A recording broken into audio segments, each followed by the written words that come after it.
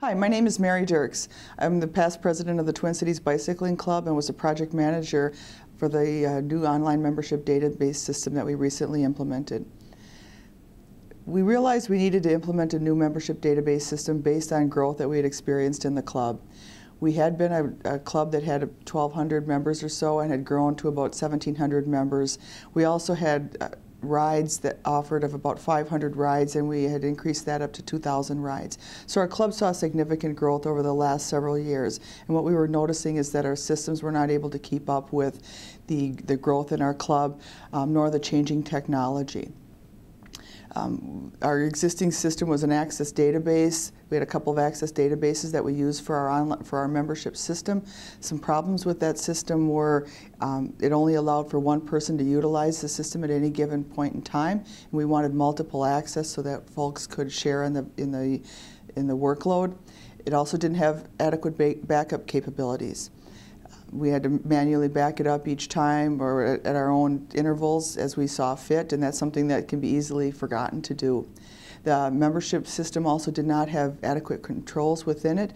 Being an access database, we had limited quality control checks within the system and also limited data integrity, if you will. And so we saw a need to move to a more professional, upgraded system. Another thing we noticed was that we were losing value for the benefit that we provided to members. In the past, we had a paper newsletter, and that would include all of the rides that we offered for any given period of time.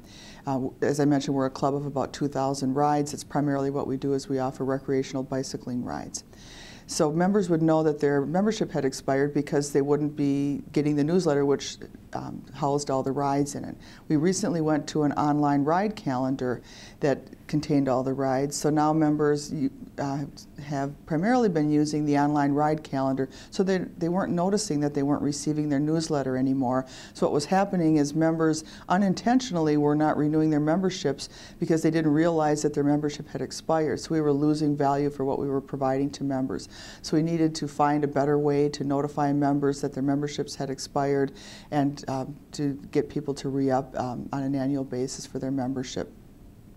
We also wanted to transition from a physical communication methodology to more online communications. We had been mailing out postcards to members to remind them to renew their memberships, and we wanted to use more electronic communication methods. Plus it allowed for faster turnaround if someone could merely just click on a link to renew their membership versus going the manual route.